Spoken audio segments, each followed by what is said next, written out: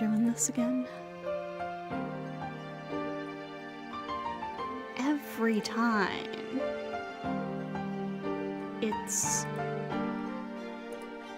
It just doesn't want to pick up Tsukihime. I don't know why. Hello?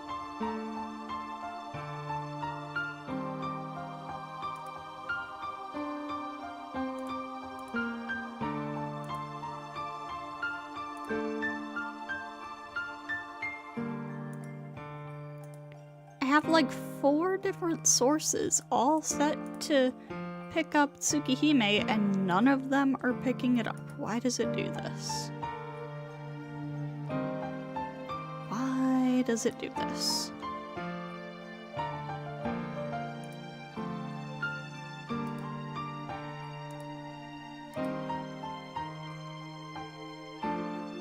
Hang on, what if I like... Okay, there we go. That is so weird. Anyways. Hello, everybody.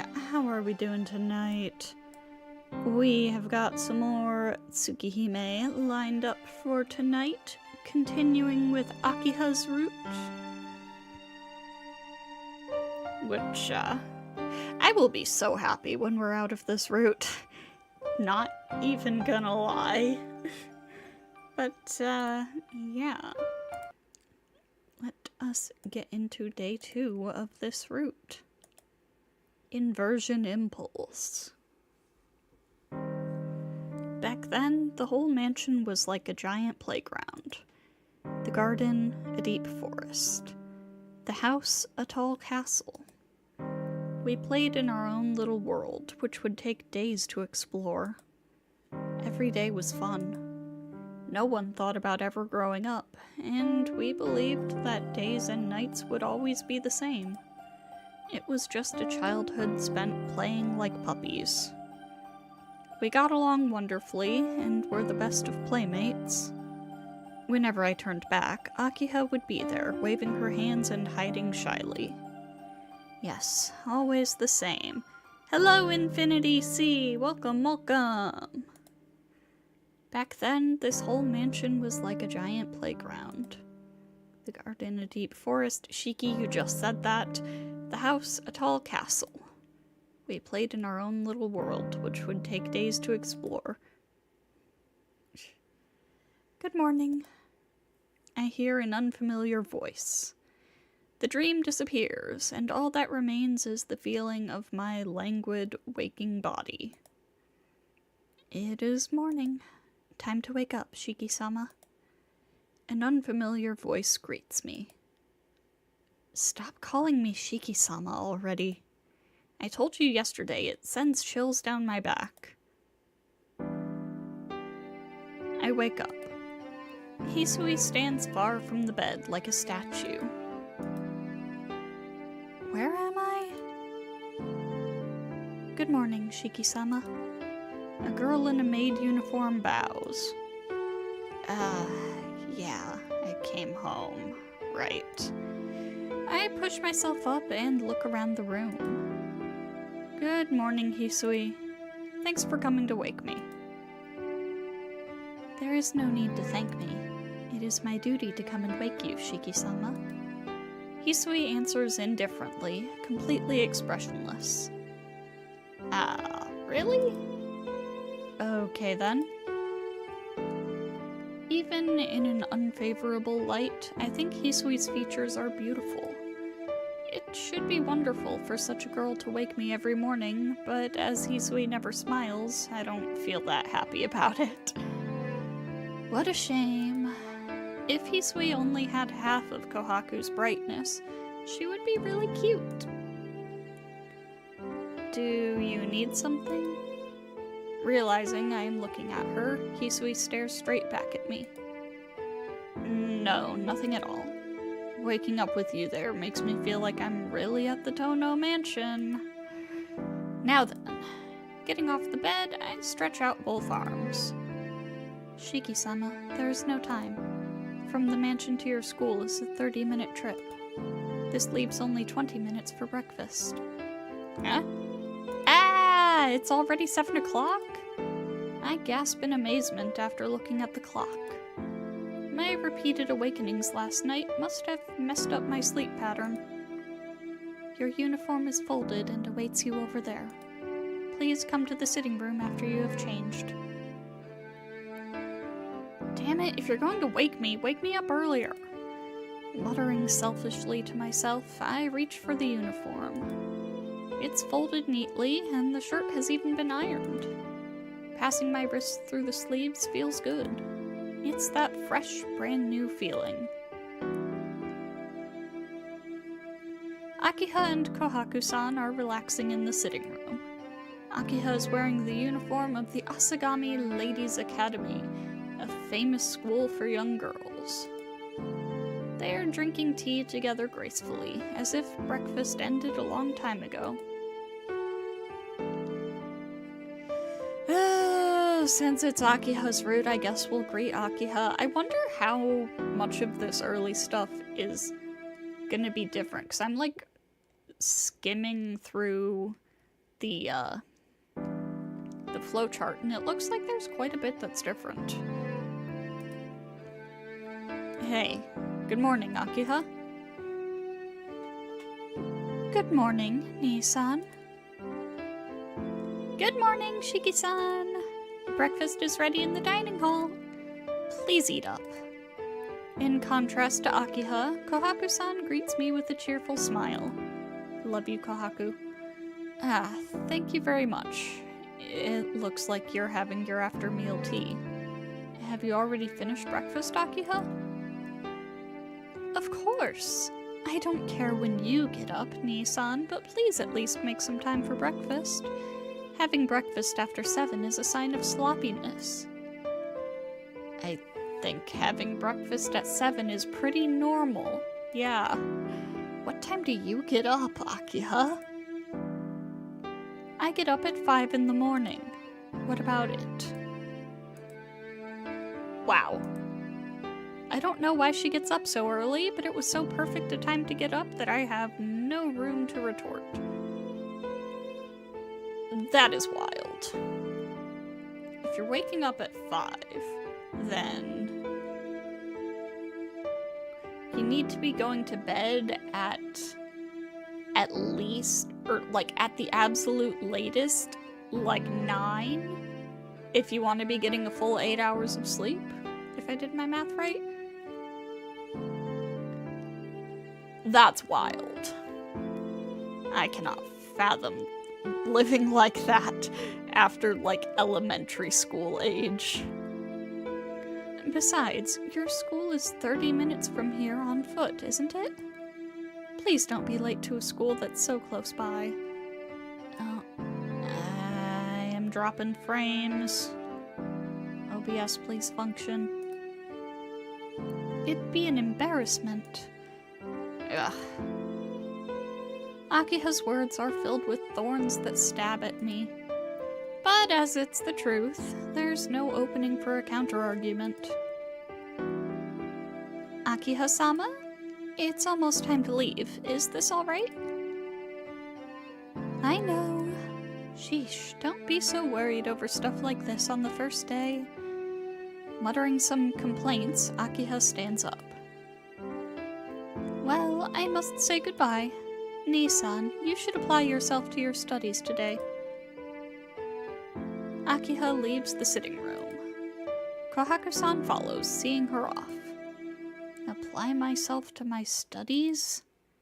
She's quite ceremonious about trivial things in an old-fashioned kind of way. I guess it's because she's been disciplined under our old man for the last 8 years. Well, I'd have gone to school even if she hadn't said anything. I scratch my cheek. There was something about Akiha's face as she left. Because of it, I paid no attention at all to her various admonishings this morning. Of course. I clapped my hands together. For some reason, Akiha's face just then seemed to resemble her face from a long time ago. After eating the breakfast Kohaku-san prepared, I exit into the lobby. Hisui was waiting there with my bag. Shiki-sama, have you enough time? Yeah, it should only be 20 minutes to school if I run. It's only 7:30, so I should be fine even if I take the long way. Seeming satisfied with this answer, Hisui bows her head in assent. I don't know if you should be running there, dude, considering, you know, the general state of your health. Then allow me to see you out. Yeah, thank you. I still feel terribly awkward having my own servant. Oh, Shiki-san! Please wait just a moment. With pattering footsteps, Kohaku-san runs down from the second floor. Hisui steps back and falls silent as Kohaku-san approaches. Huh? Weren't you with Akiha? Lady Akiha goes to school by car. Since I had something to give to you this morning, I stayed behind. Something to give me? Your knife! Yes, this came from the Arima family yesterday. Kohaku-san smiles. Huh? But I have all my luggage already. Oh my god, OBS, please stop dropping frames.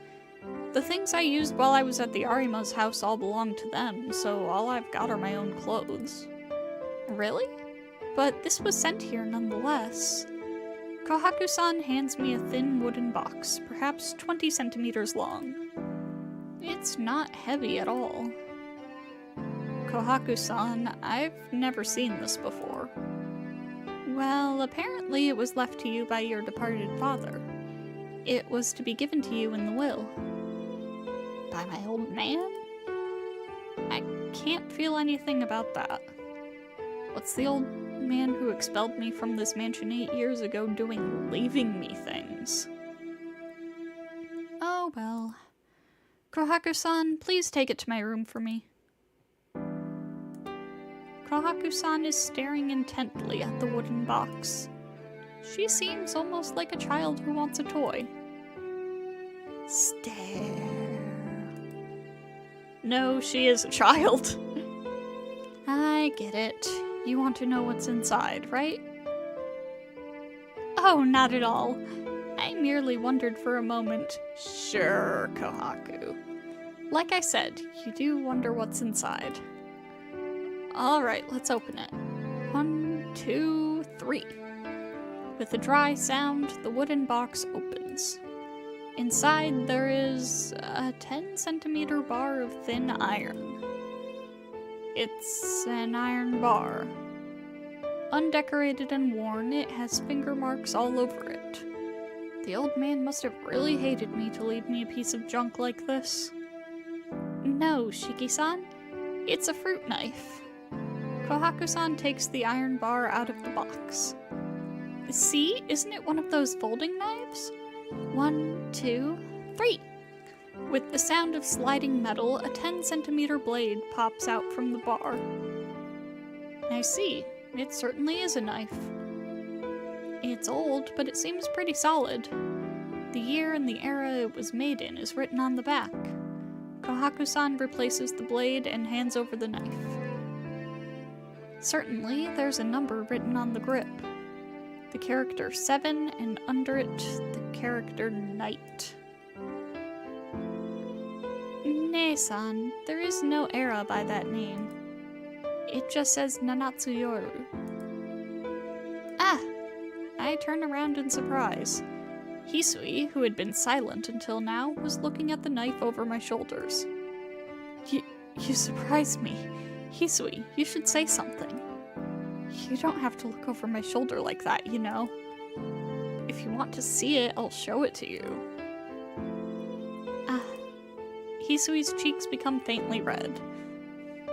Please excuse me. That knife was so beautiful that I could not help myself. Beautiful? You really think it's beautiful? It looks kinda beat up to me. Not at all. The tempering of the blade is masterful. I think it is a knife with its own proper history. Really? It looks to me like a piece of junk. But since Hisui seems so convinced, I begin to feel the same thing. In its own way, I guess it's not such a bad inheritance. 7 Nights? Maybe that's the name of this fruit knife? Maybe, though I can't imagine him naming a knife like that. Whatever the case may be, it's obvious that it's an antique. Well, in any case, I believe in taking what's given to me. I replaced the blade and put the knife in my trouser pocket. Shiki-sama, have you enough time? Ah! I have to get going. Well, Kohaku-san, thanks for the delivery! Kohaku smiles and waves me off. I come out to the gates. I feel like that scene was, like, mostly identical to the near side version of it, but that was so long ago I don't remember. Hisui follows in silence. Hisui, you're seeing me off? Hisui nods wordlessly. Shiki-sama, what time shall we expect your return? It seems Hisui will continue to use Sama to the bitter end. Well, if I take time to argue it now, I'll be late for school. I'll complain about the honorific later. Shiki-sama? Yeah. Probably around 4 o'clock, I think? I don't do any club activities. When I don't hang out with Arihiko, I usually get back pretty early in the evening. Hisui bows deeply at my random estimate. I understand. Please take care on the way back. Or on the way. I'm not sure what to take care about, but she's probably just worried about my health. Yeah, thanks. You too, Hisui. I return the goodwill with good intentions. With an energetic wave of the hand at Hisui, I leave the gates of the mansion behind. I go down the hill. Since I've attended school from the Arima's house up until now, this is my first time taking this route. Not many from our school. Apparently, there are not many people from my school who live around here. 7:30 in the morning. I can't see anyone running along the streets in a school uniform except me. Slowly, I begin to see some people in school uniforms intermingled with the crowd. This is around where the road to school begins. Where's Yumizuka-san? Well, I'm not going to be that lucky. I recall the smiling face of the classmate who departed here yesterday saying, "My house is this way." As I think of Yumizuka Satsuki in the classroom, my pace quickens a little and I hurry towards the classroom. You see what I mean by the stream title? This should be Satsuki's route. I leave the residential area and reach the crossroads. The gates will be closed in about 10 minutes. I start to run across the asphalt. I made it. It seems like it took 20 minutes rather than 30 from the mansion. I'll need to leave around 7 if I want to go slowly, since I ran several times on the way. When I get to the classroom, I notice the air is buzzing. Although the classroom in the morning is always noisy, there's something different about the noise today. I walk to my desk by the window. Arihiko is waiting there sullenly. Arihiko, did something happen? Don't know. It's nothing big. There's a rumor that someone in class ran away from home. Ah, that's what all the fuss is about then. I sit down at my desk with a sigh. What do you mean, nothing big? Who ran away? Who? How should I know? But we'll know when homeroom starts. Whoever's seat is vacant, they must be the one who ran away from home. Ah, that's true. It's true, but Arihiko's attitude seems a little dry. If one of our classmates really has run away from home, I think it's a bit much to just ignore it as someone else's problem. Arihiko? Aren't you being insensitive? One of our classmates ran away from home. Aren't you worried? Eh? You're the only one who's seriously worried, dumbass. Everyone's talking about it because it's an interesting thing to talk about. It's not as if you or I had run away from home, so there's no need to worry, is there? Now I remember. This guy's cold like that to everyone except his friends. Though, I guess I am a bit worried. Running away from home at a time like this, they'd have to be really brave or really... Huh? A time like this? What kind of time is that? I told you yesterday, Tono. There's a serial killer going around on the streets right now. I don't know who ran away from home, but they'd have no excuse if they got attacked by him while living on the streets. Can't be. There's no way that happened. Tono, you should watch TV more. There's been 8 victims already, and he doesn't discriminate. You'd better think again if you think you're safe. The town's empty at night nowadays. The only people who go out are drunkards and policemen, which is why it's so boring. Arihiko's voice is very serious. Hearing it, I begin to feel uneasy. Oh, Kunifuji's here. It's homeroom at last. Arihiko returns to his seat. After a while, everyone is seated. Only one seat is empty. There's no mistaking it. The desk of Yumizuka Satsuki is empty. Well, my house is this way. Bye-bye. See you at school tomorrow. Yumizuka said that when we parted yesterday. I don't know what happened at home, but I can't see her making that smiling face before running away. Yumizuka is absent. Yumizuka Satsuki is merely treated as absent as attendance is taken. As if nothing is amiss, homeroom proceeds.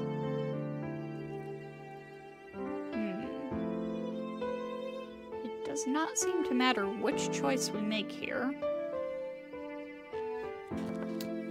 But I am going to ask about her. But first I need to drink some water.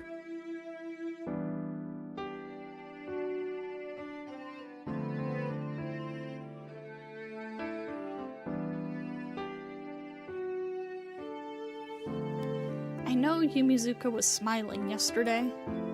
I didn't think that she could make such a face, say bye-bye, and then run away from home.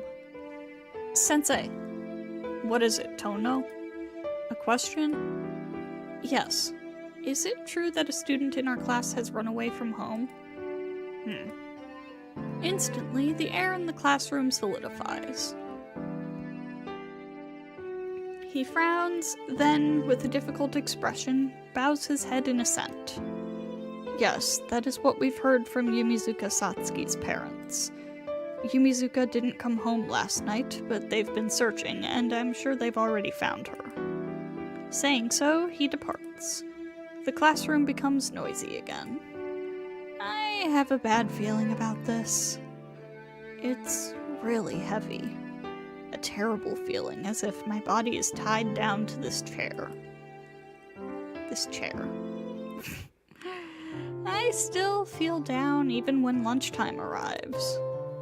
While the news of Yumizuka Satsuki running away from home was shocking, it seems it wasn't a topic that could last forever. The classroom is just like always, and it seemed that I'm the only one troubled by our absent classmate. Tono, let's go get lunch. That's okay. I don't really feel like it. Huh, I guess it can't be helped. Don't be troubled with other people's problems too much. Other people's problems, huh? Arihiko's words are too close to the truth. Huh? You're not with Inui-kun today? Senpai? What are you doing in our classroom? Well, I thought I'd have lunch with you guys. Tono-kun, aren't you going to eat something? Senpai sits down on the desk, looking at me anxiously. Nah, I just don't seem to have any appetite today.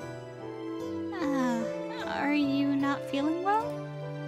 Something like that. Don't worry about me. You go on to the dining hall. Arihiko's probably already there. Oh, you're not energetic at all. I don't know what happened, but if you don't eat lunch, you'll just feel even worse. That's true, but since I'm not hungry, there's not a lot I can do. Alright, I'll take you somewhere special. It's really a secret, but you're special, Tono-kun.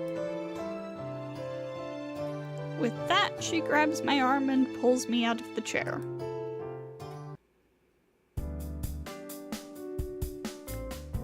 CL Senpai takes me to an unused classroom in the very corner of the school building. Hang on.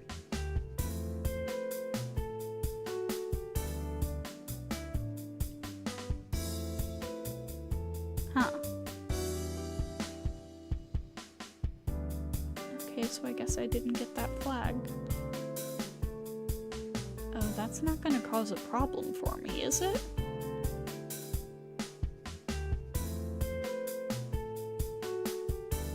It's flag K. Okay.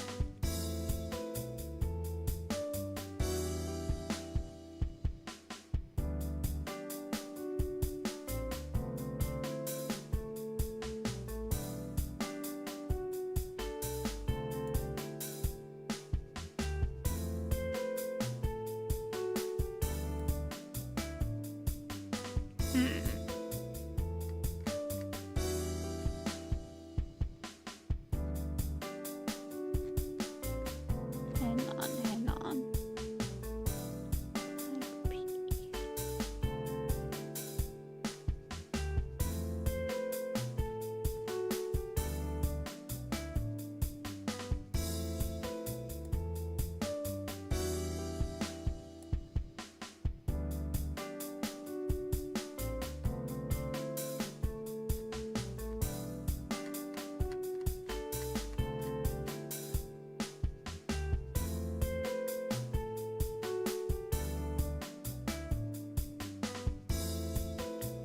Or maybe I did? I don't know.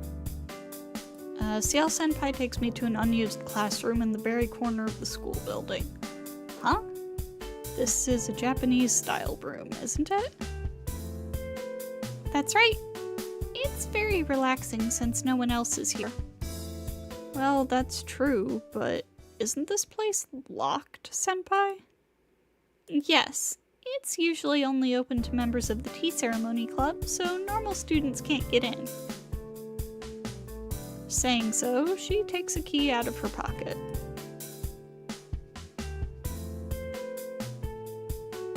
Oh, are you in the tea ceremony club, Senpai? I'm sorry, I'm still looking over this, like, did I get this flag? If Hisui regard is greater than Akiha regard and Kohaku regard, it goes here. Okay, so basically if either Hisui or Kohaku have more points than Akiha,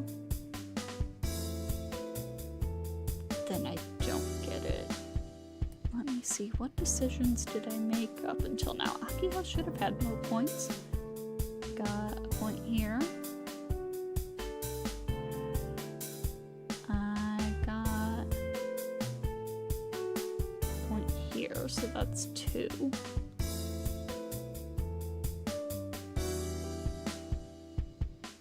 And then I got flag 6.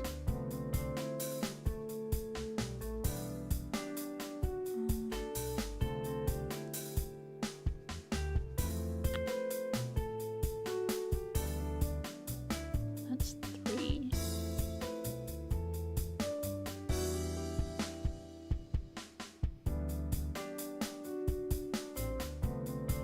That's 4. And then that brought me here. Okay, yeah, no, so I should have gotten that flag, so. Okay. Yes. Well, actually, I'm the only member. With a laugh, Senpai goes into the Japanese-style room. The inside of the room feels special, as if it isn't part of the school. The sensation of the tatami and the sunlight through the windows feel very relaxing. As I said earlier, I'm the only member of the tea club. Thanks to that, I can use this place freely during lunchtime and after class. Here. Laughing, Senpai lays out cushions. I'll make some tea now, so please wait right there, Tono-kun. Senpai heads towards the sink to prepare the tea. There's no point in standing up, so I do as I am told and sit down on the cushion. Perhaps it was the magic of the Japanese-style room. That chaotic maelstrom that had been raging in my chest calms down, and now I can finally begin to think calmly about what has happened with Yumizuka. Thanks for waiting. Here you are. Now, let's have some lunch.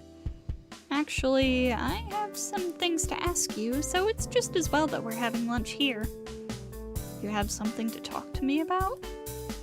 Puzzled, I drink the tea I'm offered. As I'm in the Japanese-style room, my posture reflexively straightened and my mind has become tranquil. Oh wait, I see. Okay, so since I got the flag, that kind of forces me into this path. Okay. I understand now. Although I had no connection to it, the Arima family heads a tea ceremony school. Perhaps it was because I had been raised in that kind of environment that I feel more at ease in a Japanese-style room than a Western-style one. Senpai looks at me with a troubled expression. What's wrong, Senpai? You look a bit worried. Eh? I was just a little surprised at how calm you were about all of this, Tono-kun. Really? Well, my family is a strict one, so I'm used to these kinds of things. More importantly, Senpai, didn't you have something you wanted to talk to me about? I do. The continuation of what we were talking about earlier. What we were talking about earlier? You mean my family? Senpai nods to indicate a yes. If you don't mind, I would like to hear more about it. I was curious about it since we stopped halfway. It's not that I mind, but hearing about my family isn't very interesting. It'd be a waste of time. I don't mind if it's not interesting, I just want to hear about it. You sure are eccentric, Senpai. Maybe I am, Senpai laughs. Alright then, let's continue from before. You said you moved to your home. What do you mean by that? Senpai asks, full of curiosity. This is stuff we covered previously. Going over his backstory again. I'm pretty sure this is all basically the same as when we explained it to CL previously.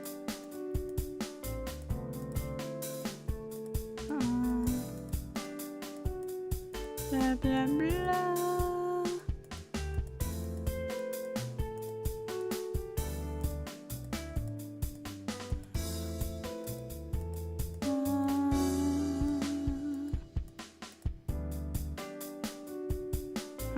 Wait, this seems a little bit different. Just like Arihiko said, I didn't have a single complaint about the Arima family.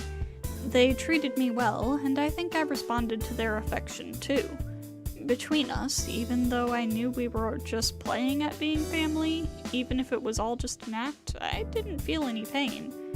No, I was happy instead. In a way, I had considered the Arima parents and me to be the ideal nuclear family. But it was no good, was it? Yeah. Despite everything, there was a line I couldn't cross.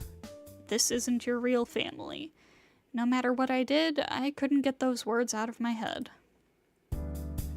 I knew I should have been ignoring it, but I just couldn't do it. I don't know if you'd call it a childhood experience, but it had already become like a curse to me. Somehow, no matter where I was, I felt like a stranger to my family. Senpai is silent. Avoiding my gaze, she huddles her shoulders apologetically. See? It was boring after all, right? That's why I said it would be a waste of time. No, that's not true. It was a very meaningful story. Saying that, Senpai begins to eat her own lunch. I follow her example and start nibbling off the bread I had bought. Thanks to my conversation with Senpai, my appetite has returned. Despite that, I still couldn't even finish half of it. So, Tono-kun, is anything troubling you right now? Why that all of a sudden? I don't have any worries in particular. Then I suppose the reason you aren't eating much must be because of your health. Senpai stares at me. Somehow, her gaze feels very penetrating. It feels difficult to remain silent under a gaze like that. I don't have any worries, but... Senpai, what do you think of the recent killings? I can't help but ask. The stories about my classmate who hasn't returned home won't leave my mind. Killings? Oh, you mean that business about the vampires? Yes, there's already been 8 victims, right? I haven't caught the news lately, so I'm not too sure about this subject. Do you know anything, Senpai? Well, I know as much as anyone else does, liar. But no, not the details, liar. It's just that the word vampire sends chills down my spine. Ah, you mean how it seems the victims have had their blood drained? Strange, isn't it? I wonder what it could mean. Who knows? It's impossible to know how such people think. But I wonder why they've nicknamed him the vampire. What an odd question. Well, isn't it because the blood was drained from the bodies? It'd only be natural to call them vampires, wouldn't it? Do you know the folklore about vampires, Tono-kun? Suddenly breaking into a smile, Senpai asks an even stranger question. Vampire folklore? You mean how people who have their blood sucked by vampires become vampires themselves? Yes. If that was true, there shouldn't be any bodies left, right? Supposing some vampire was the killer, there'd be no bodies, Tono-kun. I see.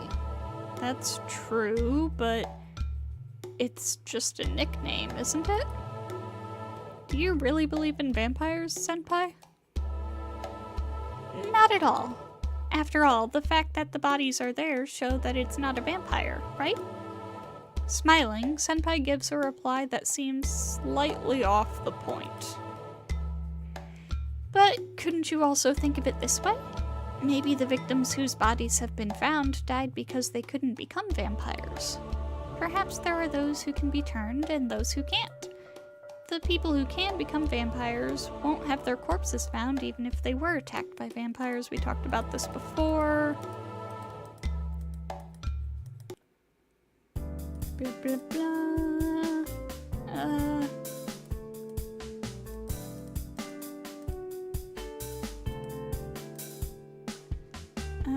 Oh, I'm just joking. It'd be like some kind of horror story if that were really true. I don't like scary stories, so please don't ask me things like that. What? It looked to me like you were really getting into it, Senpai. Yes, I don't like scary stories, but I do like scaring you, Tono-kun. Did I do something to make her bear a grudge against me? But all jokes aside, Tono-kun, lately the streets have become dangerous at night. You mustn't go out, even though you are an energetic young man. Senpai gives me a warning that sounds like a joke. I can't tell how serious she is. I'm like looking at the flowchart and I cannot tell where the day cuts off. Lunch break ends and 5th period starts. The lesson on classics goes in one ear and out the other. Well, my house is this way. Bye-bye. See you at school tomorrow. That's what Yumizuka said. She wouldn't say that and then run away from home. I have a bad feeling about this. The killer who wanders the town at night.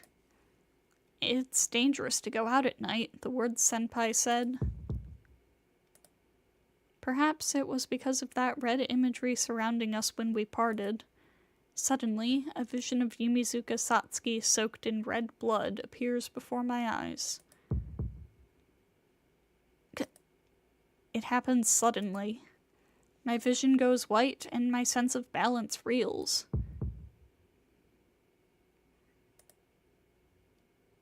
My field of view lurches. Something lurks in the back of my head, and my consciousness feels heavy. This is bad. I know this feeling.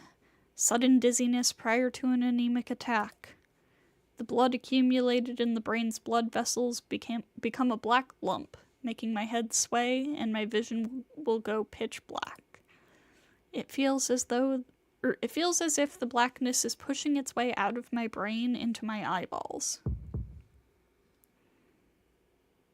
This is bad. I haven't been collapsing during class lately. Red. Is it because Yumizuka's blood-red image is too fresh in my mind? My vision distorts. As darkness envelops it, I somehow grab onto my desk.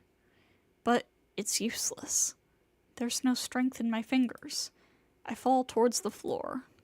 As I do, I remember her words. Tono-kun, help me when I'm in a pinch, okay? I told you that's impossible. Whatever you may think of me, I'm not Superman.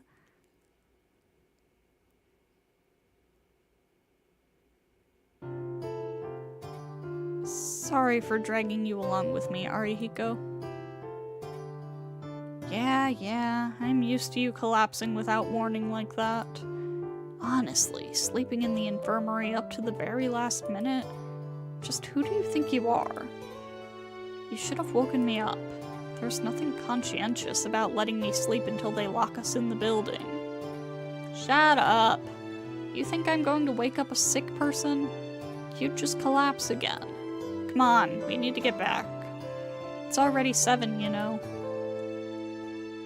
Arihiko walks down the corridor. After that, I collapsed from anemia and was left to sleep in the infirmary. Time passed until school lockup time at 6:30, when I was awoken by Arihiko's punch. And so we came to be walking along this deserted corridor. Hey, come on, Tono. What are you doing? Sorry, I'm coming. I shake my still woozy head and follow Arihiko. Alright, you can go home by yourself from here. See you at school tomorrow. Thanks. Sorry as always, Arihiko. Don't worry, pay me back double in the future. Arihiko's answer isn't exactly in proper Japanese. Smiling wryly to myself, I decide to head back to my own house. I reach the intersection.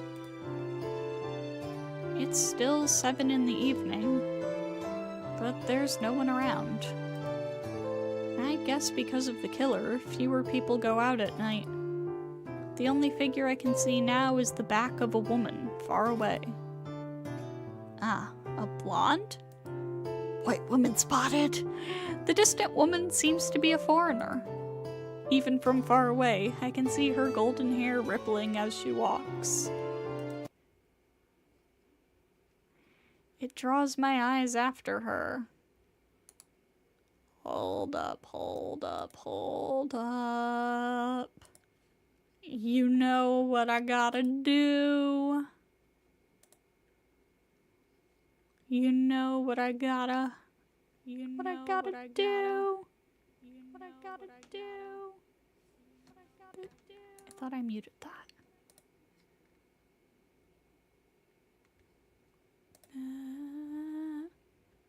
Where are ya?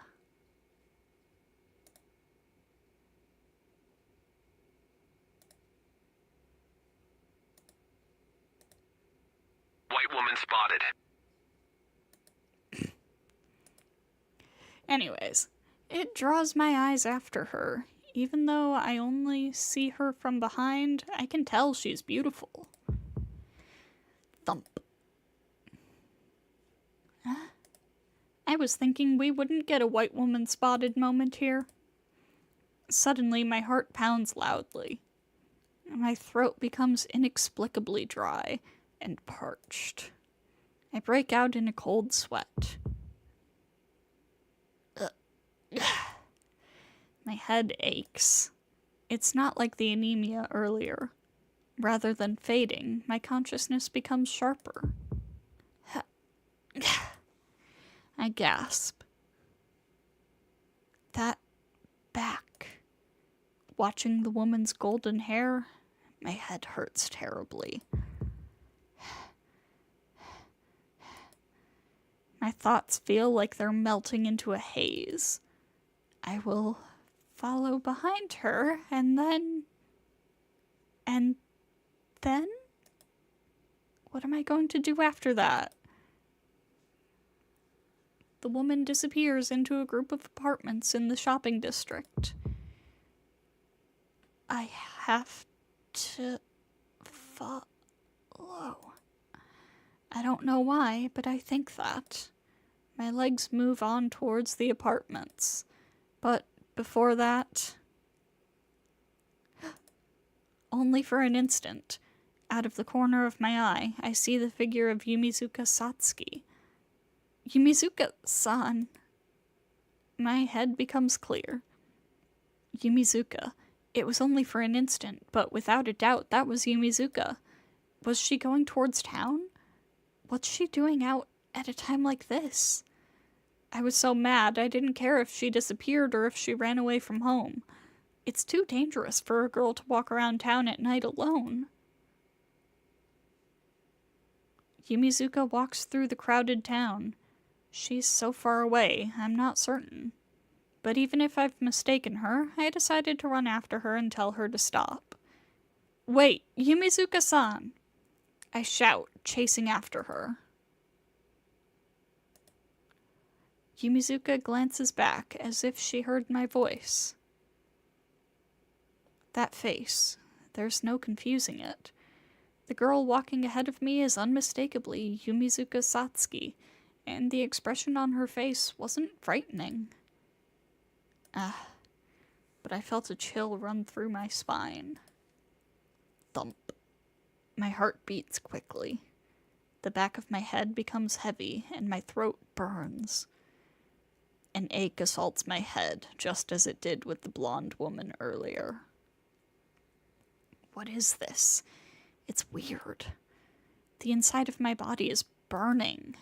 I feel dizzy as if I'm in the grip of a terrible fever. In that moment, Yumizuka begins to walk again.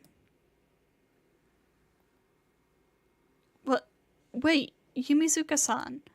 I call out, running. Yumizuka walks on, not turning. Can't you hear me? Yumizuka! I urge my hot body onwards.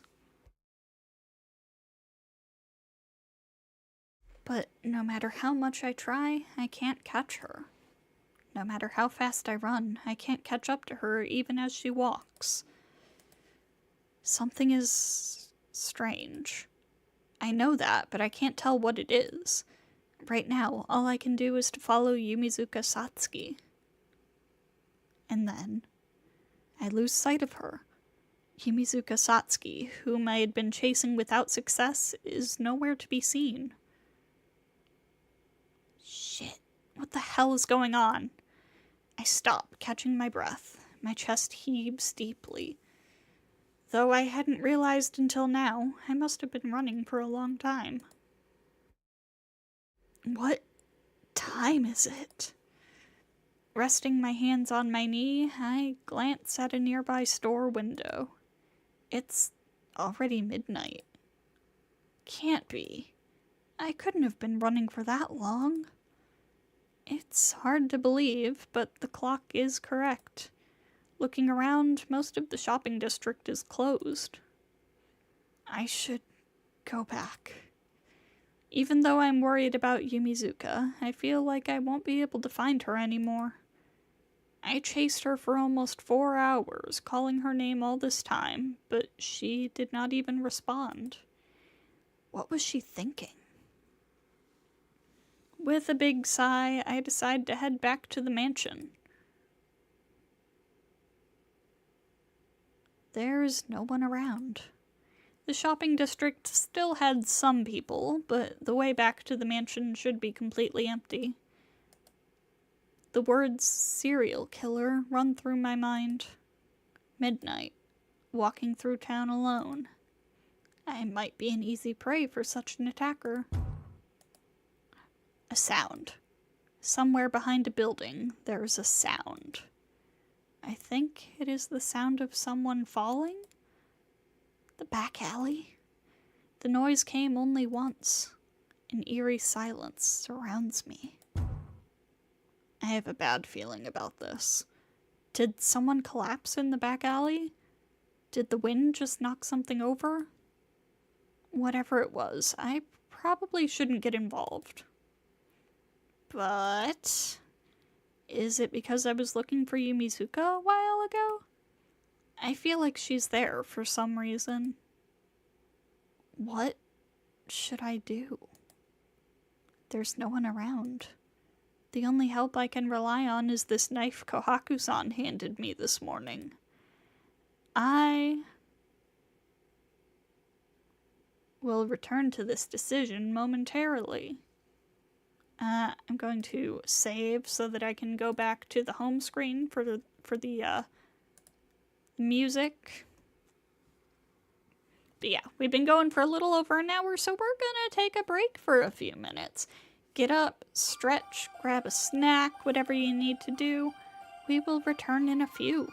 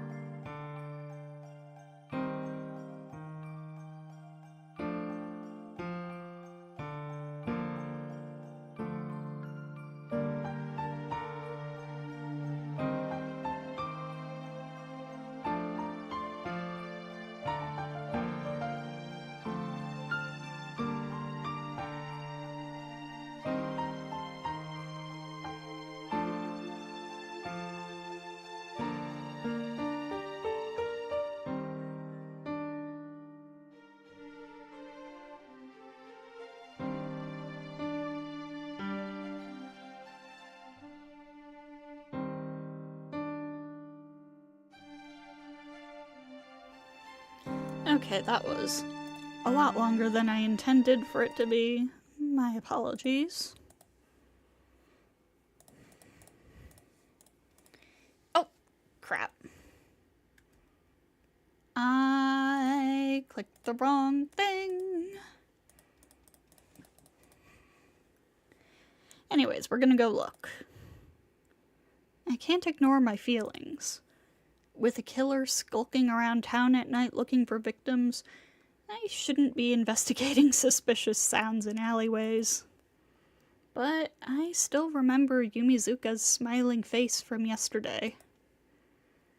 There's no reason for Yumizuka to be there. But if she is, she might need my help. I'll never forgive myself if I just ignore this. Alright. Putting my hand in my pocket, there is the cold touch of iron.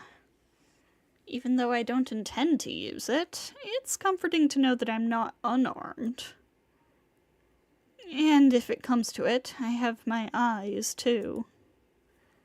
Sensei said not to use them recklessly, but she'll find it acceptable if I use it against a killer. The sound. It came from here. Preparing myself, I step into the alley. Thump. My heart pounds. The back alley is quiet. The noise came from the open area at the far end. Thump. The back of my head hurts. As if convulsing under the utmost strain, my racked spine hurts as if it's about to rip itself out of my body. Thump. Why is it? I can't think, yet my instincts shout at me. Thump. Don't go. Don't go any further. If you do, you won't be able to come back. Thump. But it's already too late. I step out of the back alley and into the open space. Huh? That weak voice is all I can get out. The back alley is a single sheet of crimson. Limbs are strewn amongst the garbage and rubble. Not the limbs of dogs or cats or the like. They are human limbs, blood dripping from fresh meat and bone. The ground and the walls are painted with red blood. A heavy scent fills my nostrils. Thick. Like a red fog permeating my body, the choking smell of blood. A face. A face. A face. A face on a severed head, rolling around with an expression of agony. A face shriveled up like a mummy, split in halves. A face with both eyes gouged out, so distorted I can't even tell if it used to be a man or a woman. Unable to make a sound, I merely gaze speechless at the corpses. No, they can't even be called human bodies anymore. Even a badly made sculpture looks better than this. I don't know why I read that wrong. There are 4 bodies. They roll around like scraps of leftover food. I gape in shock at the sea of bodies. The back of my head throbs, my throat is parched, and my breath burns like fire. My fingertips quiver, and my mouth distorts. What is this? What is this world before my eyes? Red. Yes. Before my eyes, everything is that terrible color. But I merely stand. No screaming, no fear. Like the scene of an accident in a movie, I only stare at the back alley. Undoubtedly, this is how my mind is protecting myself. Otherwise, I would have gone mad.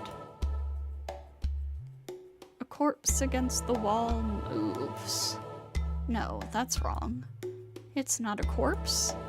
It's not like the scrapped hands and feet.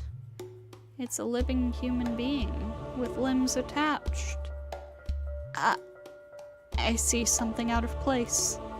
In this ghoulish spectacle, the response to seeing someone alive is more of astonishment than happiness.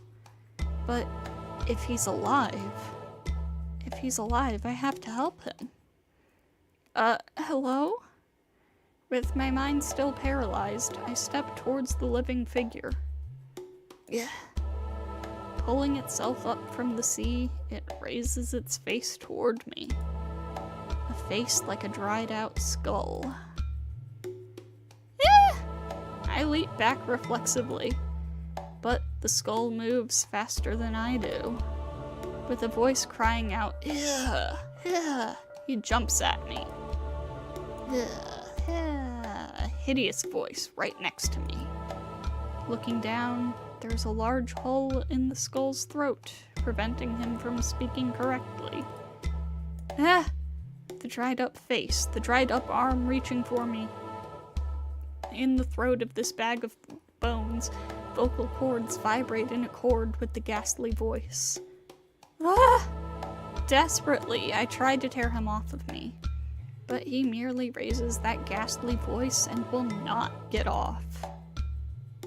Rip. Its fingers pierce my shoulder. My body arcs from pain. The fingers were like a sharp needle. It shreds my skin mercilessly, scooping out nerves and flesh as it goes. The pain is so great that I can say nothing else. Though I try to tear him off me, screaming, he's too strong. Whatever I do, he does not move. With a creak, the skull's jaw opens. The mouth opens wide enough to rip off my shoulder with a single bite, and he approaches my face as if saying, "I don't want to die. Somebody save me." I can't even say stop. The guy made only of skin and bones tries to bite my head, and suddenly he collapses. The awesome power vanishes. The bag of bones in a person's form crumples to the ground and disappears. Softly, like a bad dream, it turns to ash and blows away. What the hell is this? Pain runs through my shoulder. My own blood flows down my back. The pain is real, so this must be real.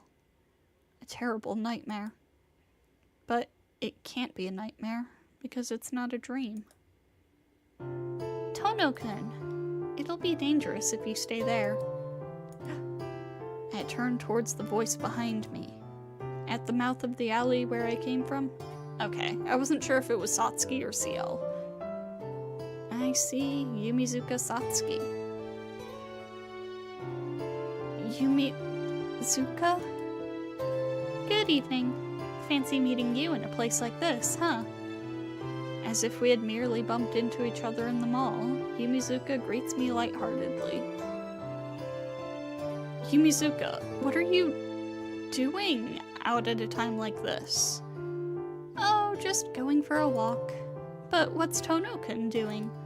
Killing so many people like this is bad, right? Yumizuka says with a light smile. Killing so many people, I look around me, and I remember the tragic scene I'm surrounded by. In a sea of blood, Tono Shiki stands aghast like a murderer. No, this wasn't me. Oh, of course it was. Everyone's dead and Tono-kun's alive, so obviously Tono-kun must have killed them. No way! It just attacked me. I point at the monster that attacked me moments ago, but nothing's there. Even the ashes of the bones have been blown away by the wind. I swallow my breath. Yumizuka is chuckling. It's not... this wasn't me. My head is paralyzed and can only manage broken language. I understand. I can think clearly, but I can't put my thoughts into words. For example, why is Yumizuka at a place like this after running away from home? For example, why is Yumizuka laughing in the face of this tragic scene? Yumizuka-san, Yeah, I know. You just interrupted someone's meal. I'm sorry for sounding mean. I always act against my feelings, so I'm always acting like this to you. Yumizuka is still laughing. It's so inappropriate for this scene. I feel a chill. Yumizuka doesn't move from the entrance of the alley. Her arms are positioned strangely, as if she's hiding something behind her back. And, looking closer, there are spots of something red on her sleeve. Yumizuka, you... What is it? Your face looks scary, Tono-kun. She laughs again. No.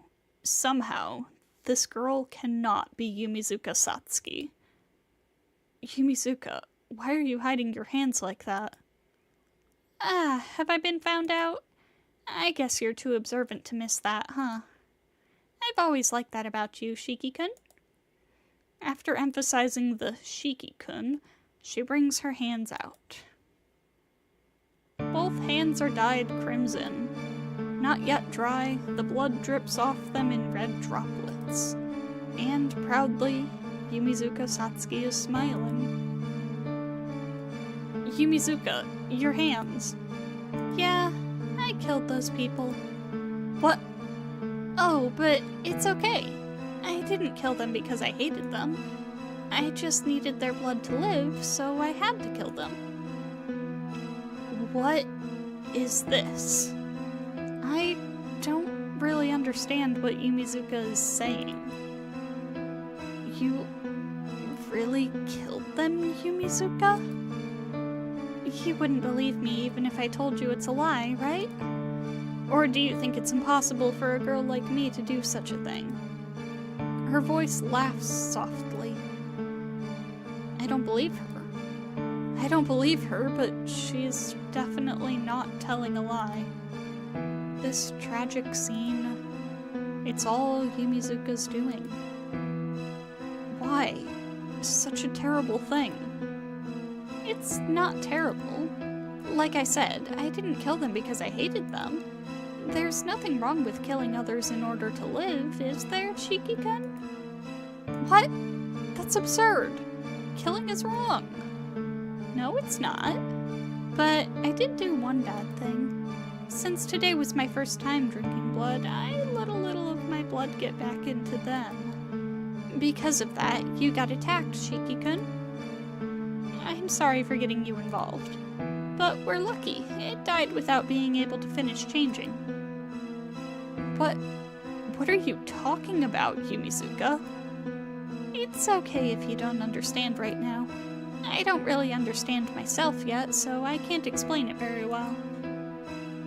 But I think after a few days I can become like Shiki-kun. Like Shiki-kun, become a great... As she says so, her face distorts in pain. Ow! Rasps of agony echo from her throat. Yumizuka chokes up blood. It hurts. I guess, even if I'm hungry, I shouldn't just drink blood at random. If it's not good quality, beautiful blood, it won't agree with me. She breaks out in a fit of coughing. She chokes out blood with every cough. Yumizuka's body convulses. I don't really understand. All I know is Yumizuka's in terrible pain. That's all I can clearly understand. Hey, are you okay, Yumizuka? I run towards her to take her hand. No, don't come any closer, Shiki-kun. But Yumizuka's voice stops me. You mustn't.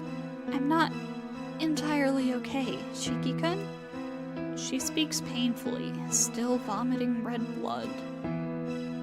Yumizuka, I don't understand. Why Yumizuka's in pain, or why she's like this? What the hell is going on? You said you killed those people, but it's a lie, right, Yumizuka? If you're in that much pain, shouldn't you be in a hospital? I'm fooling myself. Even though I understand Yumizuka brought about this tragic scene, I still lie to myself. Yumizuka, I'm coming over there, okay? I speak gently. But Yumizuka shakes her head in violent refusal. Why? If you're in pain, we have to get you to a hospital right away. Shiki-kun, you're not getting it. You really never understand anything.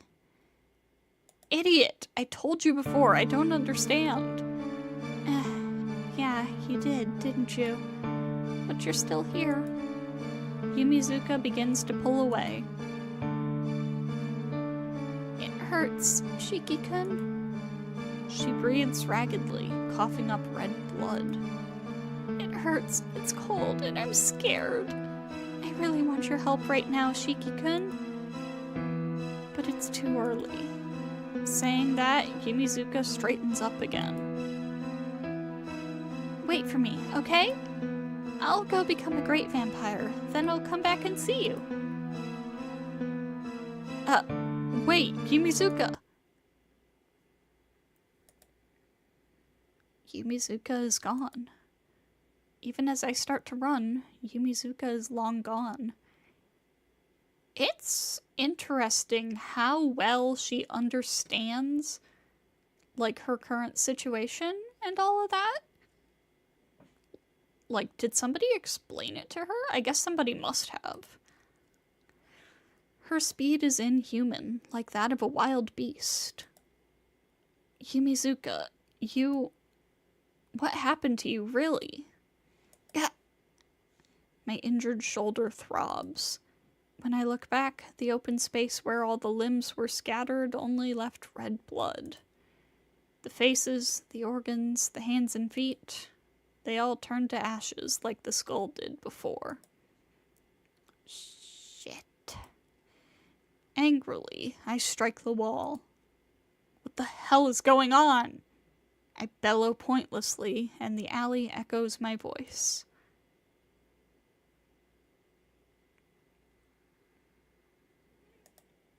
The next thing I know, I'm at the gates of the mansion. The wound on my shoulder aches.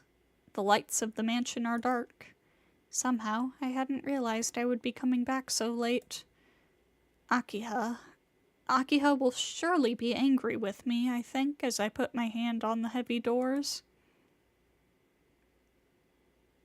The lobby is empty. So, what should I do? Even though my wound needs treating, Kohaku-san is probably asleep. Nissan? Akiha? I look up in the direction of the voice. Akiha is standing on the stairs. It is you. Coming back so late at night, just what do you think? Akiha reaches the bottom of the stairs and her rebuke stops. Nissan, where did you hurt your shoulder? Damn it. I had wanted to hide the wound, but it's too late now. No, this is... Never mind. Hold still. Is it only your shoulder? Yes, but how do you know? I can tell with all the blood on your clothes. I'll hear about it later, but right now we'll treat it. Please forgive me, Nissan. Saying so, Akiha touches my shoulder. My body jumps at only the slight touch of Akiha's finger. It appears that the wound is deeper than I thought. I'm sorry. Did it hurt, Nissan?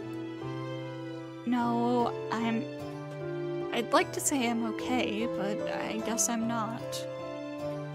Even a touch is really painful. I see. If it's this deep, I think it is too much for Kohaku.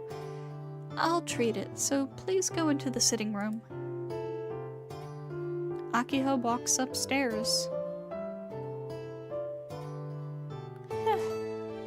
I turn on the sitting room lights and sit on the sofa. The wound on my shoulder hurts and begins to become unbearable. Sorry for making you wait. I'll treat the wound, so please relax. Akiha comes in holding a first aid kit. I don't think that would really help on this wound, but I guess I should at least get it disinfected. Akiha moves behind me and begins to treat the wound. The uniform, damp with blood, is cut away with scissors, and the wound is exposed and disinfected. Gah! I clench my fists as the pain flashes through my body.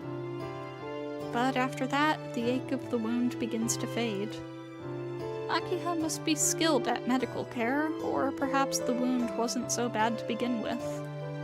After a few minutes, the pain completely goes away. Alright, we're done. I expect a wound like that should be healed by the morning. Akiha packs away the first aid kit. Somehow, I'm surprised. I would have expected Akiha to ask where I got injured and to rebuke me for playing outside so late. You haven't asked, Akiha. Also, why do you expect it to be healed by morning? It sounded pretty bad. I haven't asked about what? Well, you know, why I'm back so late? Why I'm hurt? I blurted out like a complaint. After what happened with Yumizuka, I'm exhausted. And because I'm tired, I said such a thing. Nii-san, I think I know the right order for things. Right now, the priority is to tend to your injury. I see. Of course, I see. Oh, what kind of person did you think I was, Nii-san? I'm not about to yell at someone who's hurt. You're right. I'm sorry. Thank you for everything. But even though you treated it, you're going to say you can't explain the situation, right? I don't want to listen to your excuses, but today is special. If you do not wish to talk about it, I won't inquire either. Huh? Is that okay? I came back so late at night. Certainly, I am curious about what might have happened to you. But I trust you, and I have enough trust to believe you weren't doing something too dangerous. And I can't force someone to talk when they look like that. Akiha looks away shyly. Look like that? Is my expression that bad right now? I'll listen when you have recovered, Nii-san. If you rest overnight, your health should improve. Feeling awkward, I look away from Akiha. I'm glad she won't listen to me until I'm better, but I feel like I won't be able to talk about it even in the morning. In the end, I can't tell Akiha anything. I feel too guilty to even look at her face. Akiha, Oh, please don't keep making that face. I told you, I'll make an exception today, so go back to your room and rest, alright? I bet it's something you can't talk to me about anyway. Having read my expression perfectly, Akiha turns and goes out to the lobby. I can only sit on the sofa and watch her leave. Suddenly, I wonder, was Akiha waiting for my return?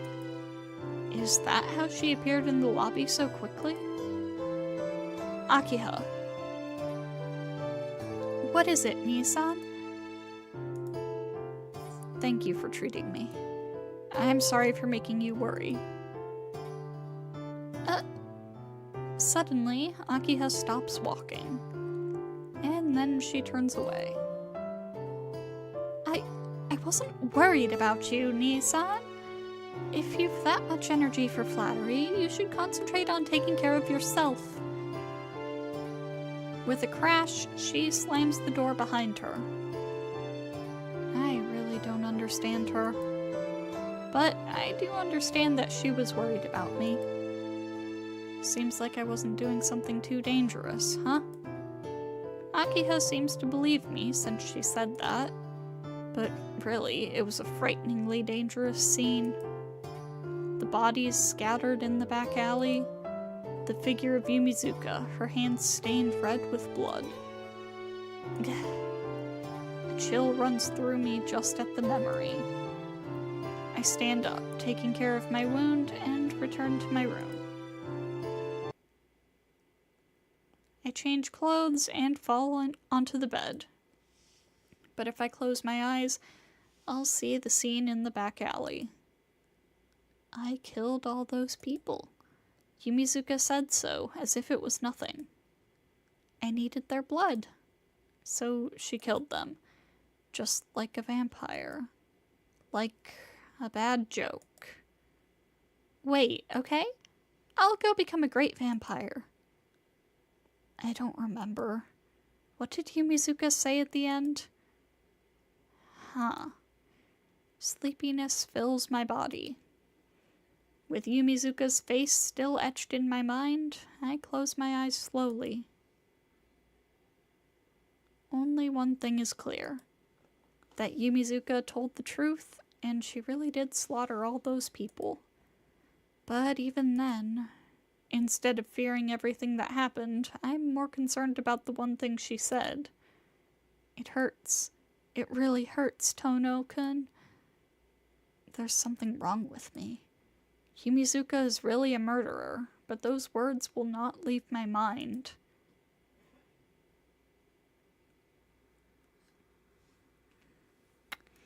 And that is the end of day 2 of Akiha's Route. It really seems more like Satsuki's route right now.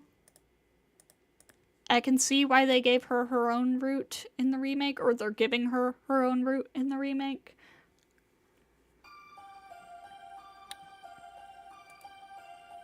I'm really curious about what exactly is going on with Satsuki, because, like, I won't lie, I did know going into this that she was a vampire, but that's all I know. I don't know who turned her. I don't know why she seems to know so much about it, or why she has adapted to it so quickly. It's interesting. It's very interesting. But that is going to be all for tonight. So tomorrow we're going to be doing some Grand Blue Fantasy, doing a side story, and then maybe some other stuff after we finish the side story, depending on how long it is. And of course we will most likely be back next Friday with some more Tsukihime. So, thank you to everybody who stopped by tonight, and I hope to see you all next time.